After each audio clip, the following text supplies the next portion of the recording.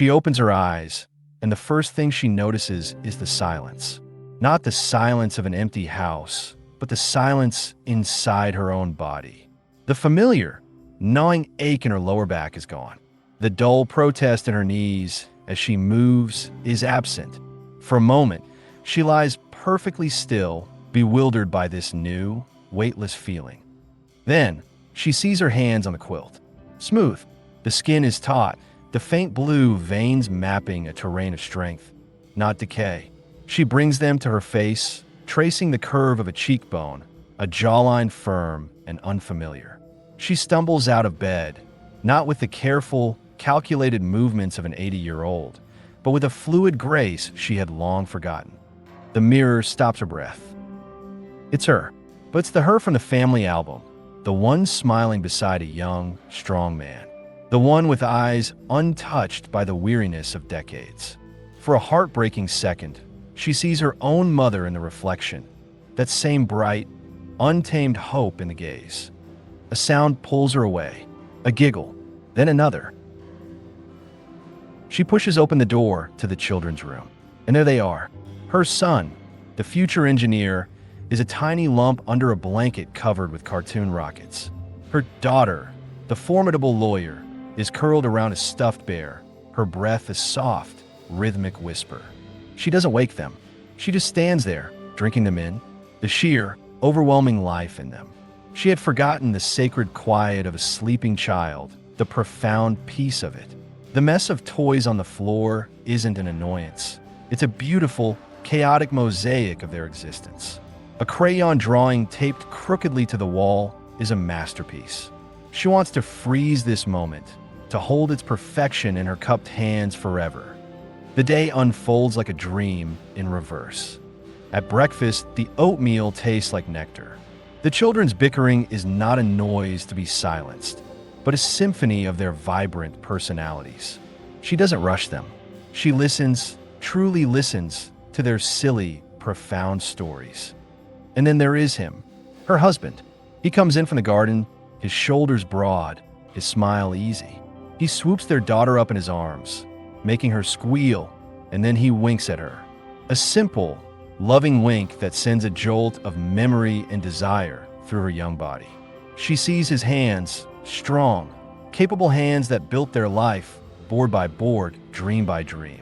She had held those same hands years later when they were gnarled with arthritis and kissed every knuckle, remembering their strength. Now, here it was alive again. All the little things that used to grate on her nerves. The muddy footprints in the hallway, the constant, needy calls of mom, now feel like precious gifts. They are the undeniable proof of a life being lived loudly and messily around her. A life she had but was too busy to truly see. As the afternoon light softens, a deep, primal longing takes root in her chest. It grows, an ache more profound than any physical pain she's ever known. She walks to the old, beige telephone in the hallway, its spiral cord coiled like a promise. Her heart hammers against her ribs, a wild, young bird trapped in a cage of memory. She picks up the heavy receiver. The dial tone buzzes in her ear. Her hand trembles as she brings a finger to the rotary dial. She knows this number by heart, a number that hasn't been connected for so long. She dials. The slow, mechanical whir click of the dial returning is the longest sound in the world. One ring, two, and then a voice. Hello.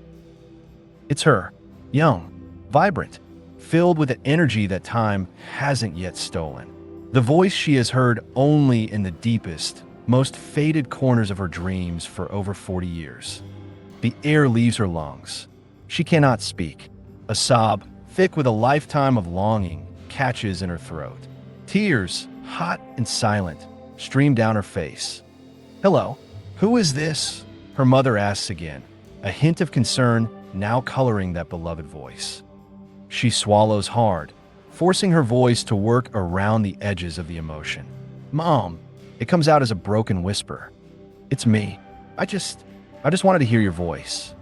Her mother laughs, a light, musical sound that is a balm to her ancient soul. Sweetheart, Is everything all right? You sound strange. A watery smile breaks through her tears. Yes, Mom. Everything is perfect. It's more perfect than you can imagine. She takes a shuddering breath, pouring a lifetime of unsaid love into the words. I love you. I love you so much. I'll call you later, okay? She gently places the receiver back in its cradle to click a final, solemn note. She slides down the wall, hugging her knees, and weeps. They are not tears of sadness, but of overwhelming, soul-deep gratitude for one impossible moment. She has been given back a treasure she thought was lost forever. That evening, as she tucks the children into bed and feels her husband's arm around her, she understands. This day wasn't about changing the past. It was about understanding it. Life wasn't in the grand achievements, the big vacations, the promotions. It was here, in the messy, loud, beautiful chaos of an ordinary day, in the warmth of a small hand in yours, in the sound of a voice you didn't know you were missing until you heard it again. She closes her eyes, a profound peace settling over her. She had spent a lifetime rushing through these moments, waiting for the next big thing. Now, with the wisdom of 80 years in her 38-year-old heart, she knows the devastating, beautiful truth. The big thing was always here. It was always now.